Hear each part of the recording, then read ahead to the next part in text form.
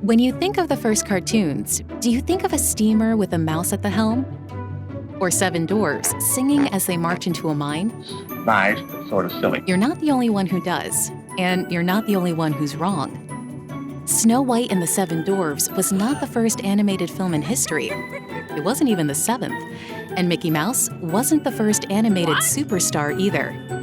Ironically, the honor belongs to a cat. Although it may be difficult to imagine animation before Walt Disney and his company, this discipline is much older than his famous mouse, and in fact, older than cinema itself.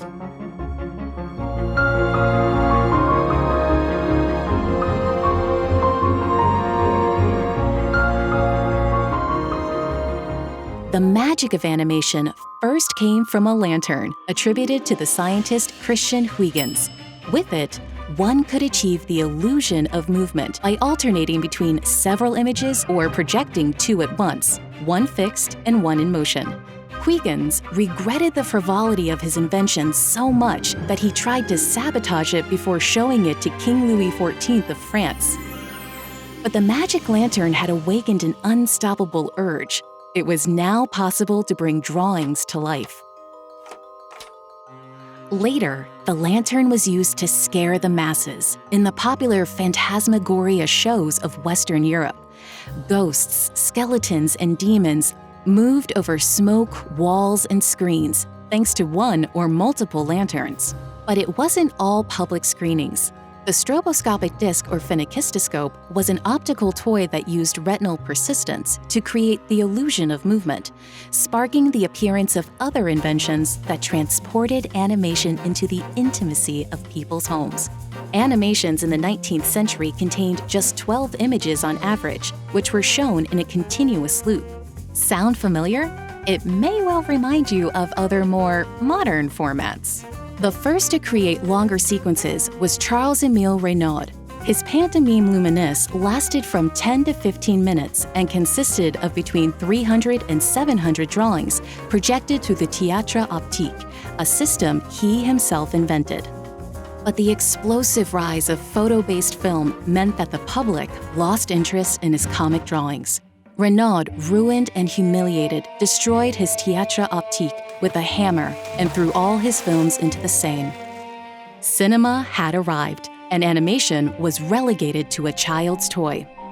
Nevertheless, experimentation didn't stop. J. Stuart Blackton, the father of American animation, was one of the first to use the stop-motion technique to tell stories. His work mixed real images with stop-motion and showed the world what animation could become.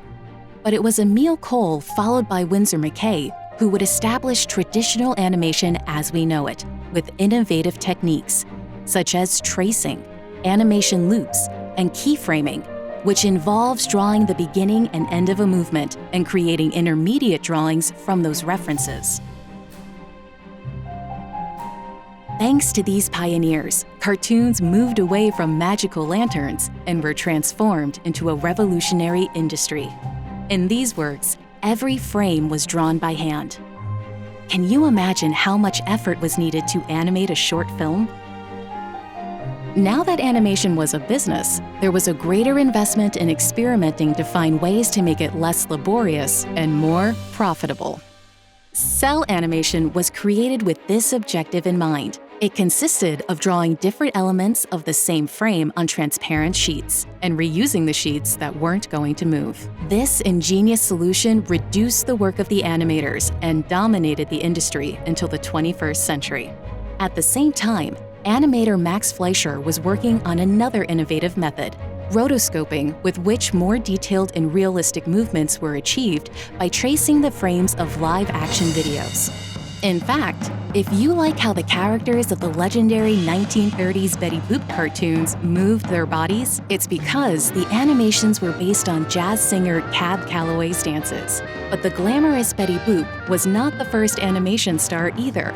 Felix the Cat by animator Otto Mesmer made his debut in 1919, and his career took off immediately, as he went on to star in more than 100 short films, becoming the first cartoon with its own line of merchandising.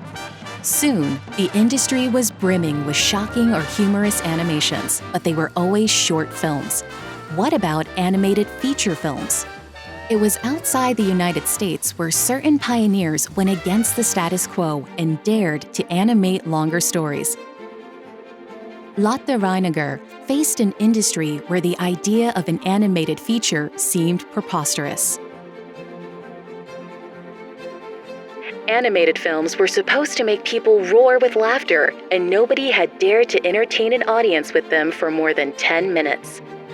The Adventures of Prince Ahmed took a year to find a distributor who believed in it. When it did, however, its success was overwhelming.